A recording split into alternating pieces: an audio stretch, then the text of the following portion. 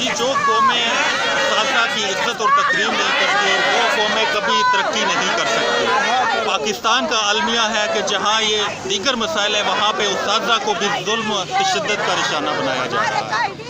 Basic education community schools teachers जो गुज़िश्ता 4 दिनों से अपने हुकूक के लिए मुल्क भर से इस्लामाबाद में आए हुए हैं, यहाँ पे उन्होंने अपने हक़ के लिए एहतजाज किया कि उन्हें 8 माह की तनख्वाहें दी जाएँ और उन्हें मुस्तकिल किया जाए।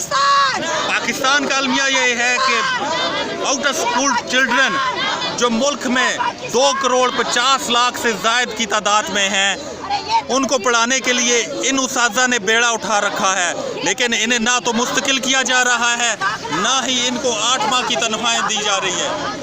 अलमिया ये है कि इन उस्ताज़ा की तनख्वाहें महज 8,000 रुपये हैं, जिसमें गुजारा करना बहुत मुश्किल है। इस्लामाबाद पुलिस ने जुल्म और सितम इन पर ढहा दिए कि रात की तारीकी में जब ये उस्ताज़ा सो रहे थे तो उस्ताज़ा ने इन पर धावा बोल दिया और तकरीबन 1200 से ज़ायद उस्ताज़ा को इन्होंने गिरफ्तार कर लिया, जिनमें फीमेल टीचर्स भी हैं, फीमेल टीचर्स के बच्चे भी हैं।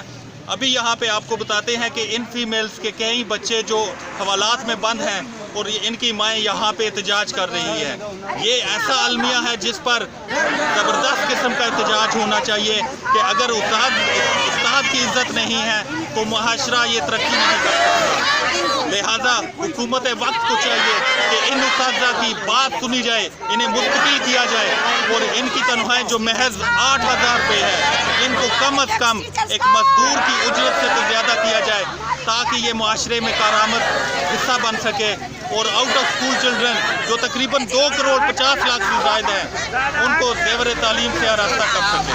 जी।